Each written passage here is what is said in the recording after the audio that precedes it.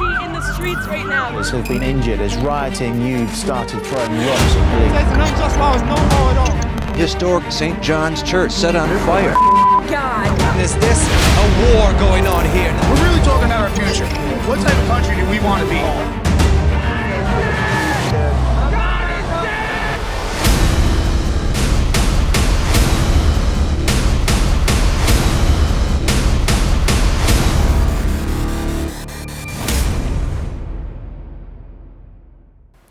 Hello, welcome to Holding the Line, America's fight for religious freedom. As we journeyed around America, we tried to speak to not only proponents of religious freedom, but opponents too. And some of those we roll out, over time, but this particular one, we're in Kentucky. And I heard of an atheist community there called Louisville Atheists and Freethinkers. Their website says they get together regularly to discuss current issues affecting atheists and the non-religious, to sharpen their views and values, and to sing the occasional karaoke. Sounds like fun.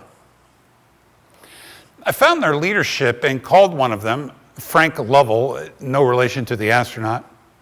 Frank graciously offered to meet with us at a friend's house, who was also a member of the same group.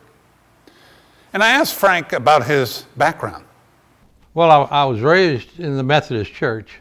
And I was raised by a grandfather, my mom's father, who was a Methodist minister. I was raised by my mom too, but he had a great influence on my life.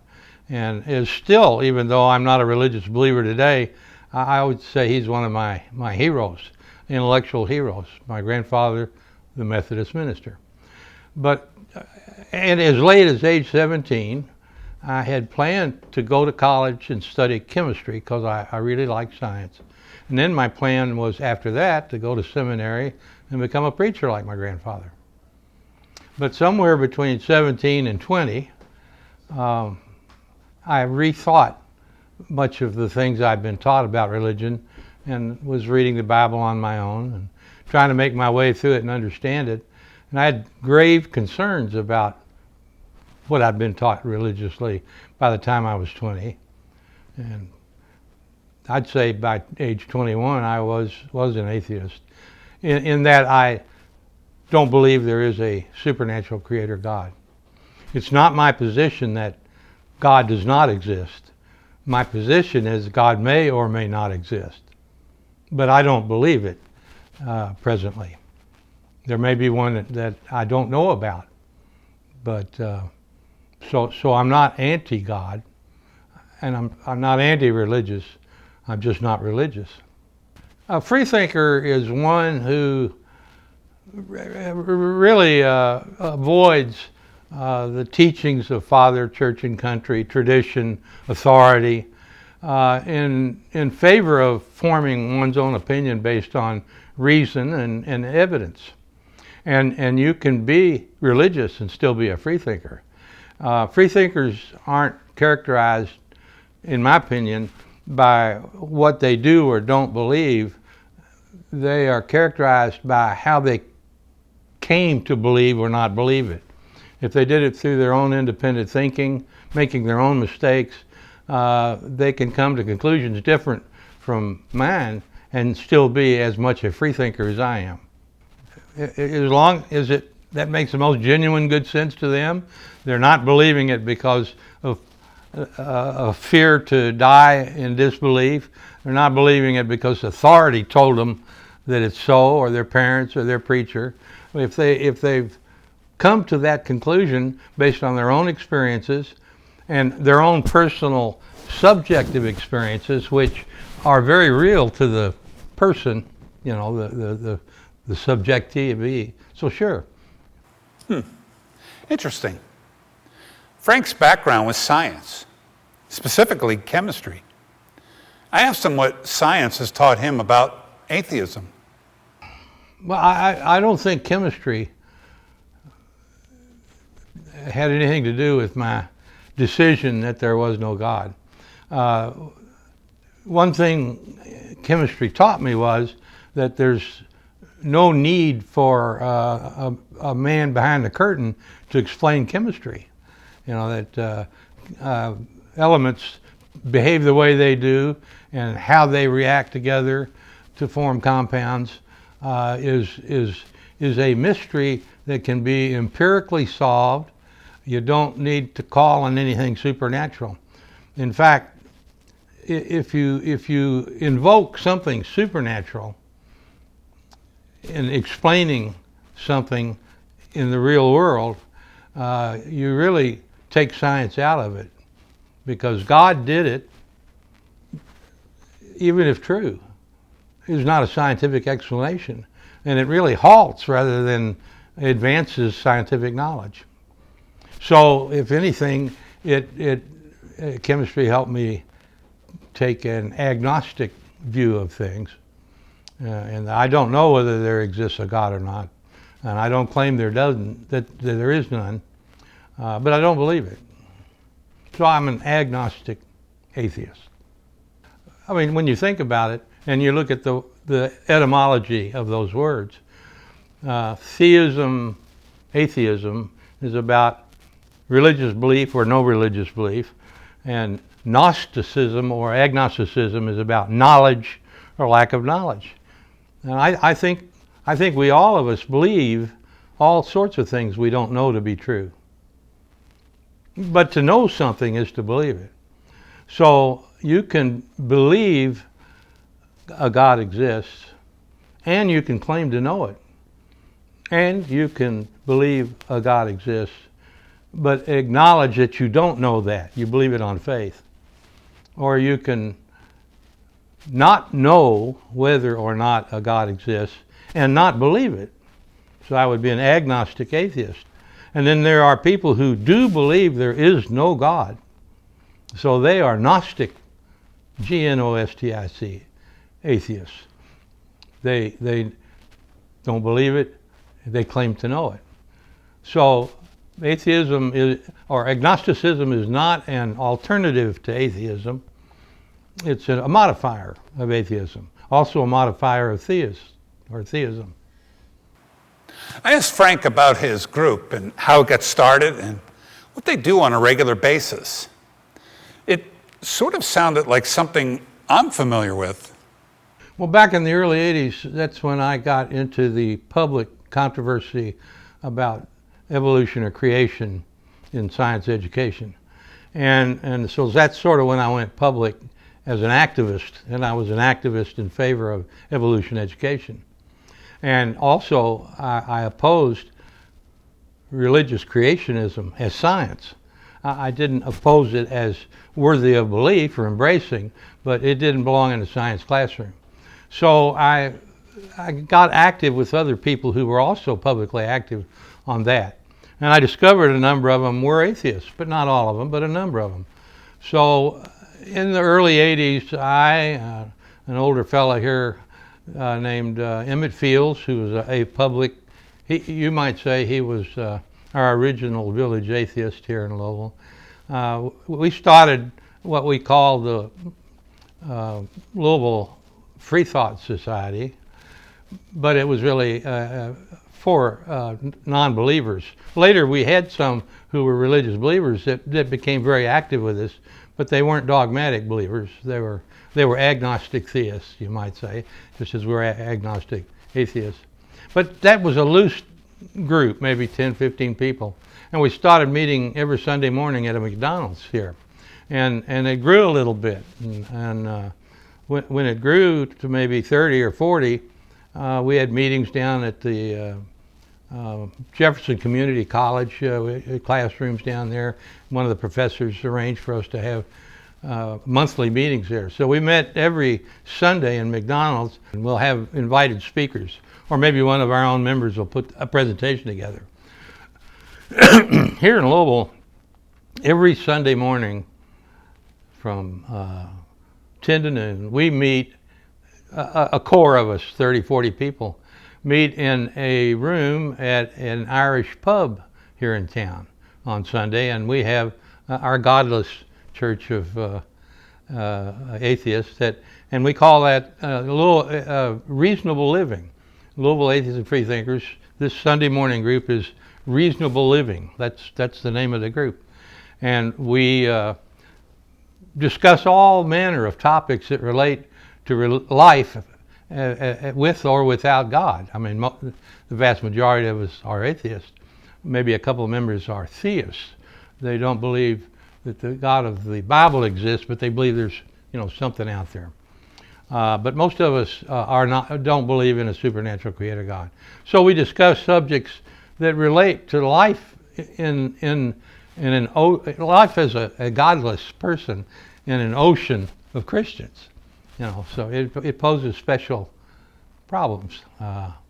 Like families disowning or disinheriting or just starting to ignore members of the family if they discover they're atheists. There are atheists who are not out of the closet because they are afraid it might affect their next job appraisal or keep them from getting a promotion or even cost them their job. There is a lot of discrimination in the workplace and socially for atheists. I had a fellow. This fellow was a devout Christian, and he told me once he'd rather have a reformed child molester teach his children than an atheist. And the way we normally operate is it's not a book club, but we often will read books, all of us collectively, before each meeting and discuss those books. There's no praise the Lord. Nobody says from the back, Amen. Sometimes you'll get a ramen, ramen being a noodle soup, and the flying spaghetti monster being a replacement for God for many people. So they don't really believe there's a spaghetti monster, but sometimes you don't want to say you have no religion. So you say, no, I believe in the flying spaghetti monster. Usually you're smiling when you say that. If you aren't, you should be. I don't know anybody who really thinks there is a flying spaghetti monster. The flying spaghetti monster started an interesting discussion about faith. What is it? What does it mean? And does Frank have faith? I don't take anything on faith. I don't claim to know even one thing that is for certain universally true. If I do, it's an accident, because I have no way to prove it. So I don't take anything on faith.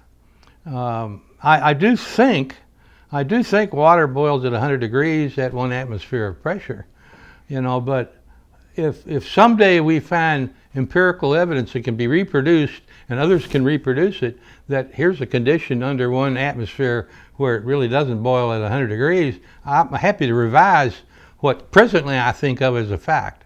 So there are no dogma in science, no, I don't believe anything on faith. I don't even believe that I have on faith that I have a $10 worth of money in my pocket, because I may have forgotten that I bought a candy bar coming here, and I think I know where my car is, but it could have been stolen a few minutes ago. I won't even claim to know where that is. In other words, I am. There's a name for it. It's a critical rationalist, and I regard all knowledge to be fallible. So I make no claim of, and I don't believe anything on faith. But, well, in terms of faith, you said you're married, right? I am. Yeah. And your wife loves you? I think she does. I think she does. Isn't that based on faith? I mean, isn't that sort of, is there a relationship then that is sort of based on faith? No, I don't think it's based on experience. I could be wrong. Remember now, anything I say I believe, I explicitly acknowledge that I could be wrong. I don't claim to certainly know anything for true. So I don't know that my wife is faithful to me, but I believe that she is. But I could be wrong, and evidence that I'm wrong would concern me. Could your belief that there is no God be wrong? I don't believe there is no. No, look. There's a difference between these two statements. I do believe there is no God. I don't believe there is a God. Those two statements do not say the same thing. It's not the case that I do believe there is no God. My position is there may or may not be a God. And presently, I don't believe it. I asked Frank about his group, the Louisville Atheists Freethinkers, if they were a watchdog group and what kinds of battles would they get involved in. Frank shared his personal beliefs on that. I wouldn't say we exist as a watchdog. We exist because we need and enjoy fellowship among us as non-believers, as humanists, as lovers of nature. You know, we have emotional attachment to physical reality just the way religious folks do for God. And so we enjoy the benefits of collectively assembling. That's why we do it. Can I say that with respect to things like prayer at government meetings or celebrating Christmas with, we're not united in our feelings about that. The right to say a prayer if you're motivated to do it before a public meeting, resisting that's not the battle I care to die in. I don't have a problem with that. But there are those of us who do. So they're really quite concerned about it. What all of us do agree is that to have genuine religious liberty in a country, in a nation, it is important that the laws be utterly secular. You can have religious lawmakers, but the legislation they enact needs to be utterly secular, so that there is no law or government practice or policy that discriminates against or disenfranchises any citizen on account of their personal religious belief or lack thereof. So that we're all united on that. But now, where is the line being stepped over enough to howl? That varies among us. Some of us really want to see the Pledge of Allegiance change and revert back to what it was before 1954, 2 words shorter. I tell people, if my perspectives don't make genuine good sense to you, you have not only the right, but actually a duty to yourself to reject my perspectives in favor of whatever does make the most good sense to you. So if you embrace religion, if it really works for you, if it makes good sense for you, if your life benefits from that belief, and stick with it. And so if you are motivated to say a prayer before a meeting, I don't have any wish to interfere with that. But that's just me. Not all of us feel that way. Well, Frank had his mountains that he would die on. He showed a tremendous tolerance toward some expression of faith in his world. This kind of grace separated him, he recognized, from other freethinkers. I asked him about some who claimed that they got physically sick when they saw a cross monument and they had to pull over their car on the side of the road. I mean, I can't even imagine that. I recognize there are people who react that way, but it's not something I understand. There are monuments that are extremely important to people and represent religious perspectives, and it's very important to people. And so I'm happy to have those monuments. I don't feel any obligation toward those monuments. I'm not threatened by the fact that they're there. But again, look, atheists differ on so many things. You know, the only thing they're really in common is that among atheists is that we don't believe there's a supernatural creator God, which means we do think we have to solve the problems that humanity faces. Nobody and no thing's going to do it for us. So we're all de facto humanists. And some are explicitly humanists, but we're all de facto humanists. Those of us who are atheists. I get calls from people who themselves are having serious doubts about religious beliefs that they'd been taught, and are looking for somebody to talk to about this. And the other kind is they're I call them headhunters. There are evangelical Christians out there who want to hang my head or the head of any atheist on their wall as if I were a water buffalo that they actually hunted down, and they're going to save my soul. See, so I got people that call that want to argue with me, and I got people who call that have actual questions about, well, what do you believe? If you don't believe there's a God, what do you believe? And they really want to know the answer to that. They may be wrestling with it themselves. They may be fence sitters themselves. So I get those two kind of calls. The ones who want to argue, those are not terribly long phone calls, because I tell them, look, you evidently want me to think as you think, but I don't even care whether you think as I do or not. If you got some questions or some doubts, you want to understand something about atheists, lay it on me and I'll give you my best answer. And I don't promise that you'll be satisfied with it, but I'll give you my best and honest answer. But I'm not going to argue about it. If what I say doesn't make sense, reject it. I'm happy for you to do that. I think you should, in favor of whatever makes the most good sense to you. That's my position. Does that make sense? Okay. We had a good, frank discussion and ended the interview on a positive note. However, when we finished, the other atheists and freethinkers in the house discovered more about our Holding the Line group online, and they asked us to leave. Not everyone is as gracious as Frank or willing to have a conversation. Well, the fight continues, and you need to be informed. Follow us on Facebook, Twitter, and subscribe to our YouTube channel, like this video, to see more content coming your way. You can also read my book, Holding the Line, America's Fight for Religious Freedom, available on Amazon. Thanks for joining me. Keep holding the line.